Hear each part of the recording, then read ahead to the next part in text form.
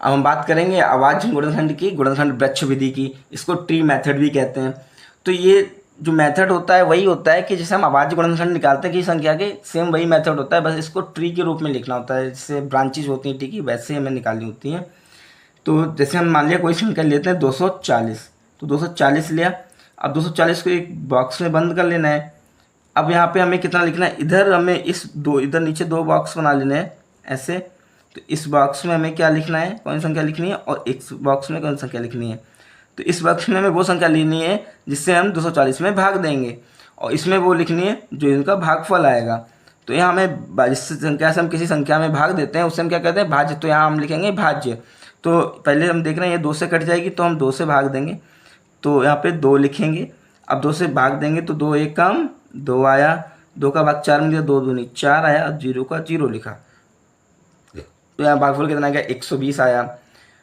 अब हम क्या करेंगे, अब 120 को फिर से हम 2 डिब्बे बनाएंगे इधर, और फिर से हम 2 से काटेंगे। जैसे अभाज्य गुणनखंड किया था सेम वैसे ही होता है, बस हम क्या करते हैं जिससे भाग देते हैं वो इधर लिख देते हैं, और जो भागफल आता है नीचे वो इधर लिख देते हैं।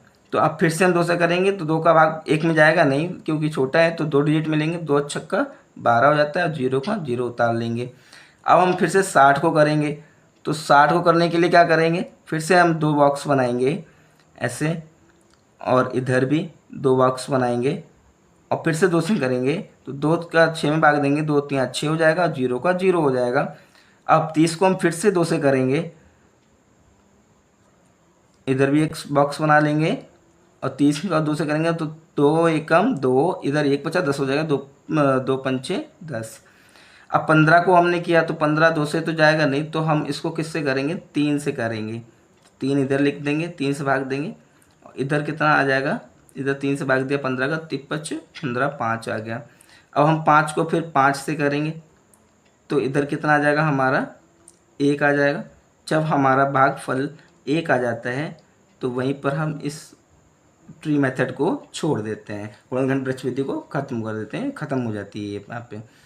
देखिए दोस्तों, अगर आप कंसेप्ट तो इसी से क्लियर हो गया होगा, लेकिन एक बार मैं फिर से ऐसे समझा देता हूँ। जैसे हमें यहाँ क्या करना होता है, जैसे हमने 240 के अगर हम अभाज्य गुणनखंड इस तरीके से करते तो क्या होता, 2 का गुणा 1 में करते 120 हो जाता, फिर 2 का भाग 12 में देते 60 हो जाता, फिर 2 का देते तो 30 हो जाता है यहाँ पे, फिर 2 से देते तो यहाँ पे 15 हो जाता, फिर 2 से फिर 3 से देते तो यहाँ पे 5 हो जाता, और फिर 5 से देते तो यहाँ पे 1 आ जाता।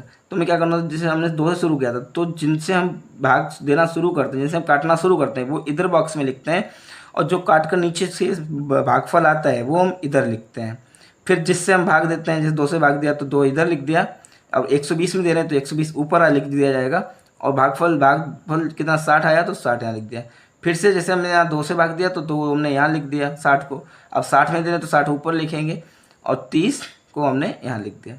फिर से हमने 2 से 30 में दिया तो 2 इधर लिख दिया, और काटने पे कितना आया 15 है तो यहाँ लिख दिया। फिर 15 को हमने 3 से दिया, 3 इधर लिख दिया, 5 इधर लिख दिया। फिर 5 को हमने 5 से किया तो 5 इधर लिख दिया, 1 इधर लिख दिया।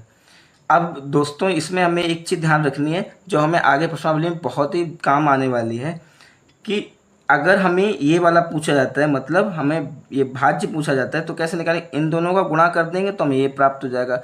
अगर हमें भागफल पूछा जाता है तो इसमें इसका भाग कर देंगे तो ये प्राप्त हो जाएगा, और अगर हमें ये पूछा जाता है तो हम इसका इसमें भाग कर देंगे। कहने का मतलब है कि अगर चाहे ये पूछा जाए चाहे ये पूछा जाए, इन दोनों में से एक पूछा जाए और एक दिया हो तो उसका हमें इसमें भाग कर देना है, बीच वाले में भाग कर देना है। और 120 दिया है, 2 पूछ रहा है तो हमें इसमें भाग करना है। 2 दिया है, 120 पे जो है पूछ रहा है, तो हम क्या करेंगे, फिर से 240 में भाग कर देंगे। इन दोनों में से कोई चीज़ पूछता है तो हमें 240 में, मतलब यहाँ पे जो संख्या होगी उसमें हमें भाग कर देना है। और अगर यहाँ दोनों संख्याएं दी जाती हैं, यहाँ पे कुछ पूछता है तो हमें इन दोनों संख्याओं का गुणा कर देना है। इस बात को बहुत ध्यान रखना है। आशा करता हूँ दोस्तों आपको हमारी ये मैथ की आसान ट्रिक्स समझ में आई होगी। अगर आपको ट्रिक्स समझ में आई है तो कमेंट में ज़रूर बताइए, और वीडियो को लाइक कीजिए, शेयर कीजिए, जिससे कि हम आपको नए नए वीडियो और आसान तरीके से आपको सवालों को करते रहें और आपको इस तरीके से सिखाते रहें। तब तक के लिए धन्यवाद।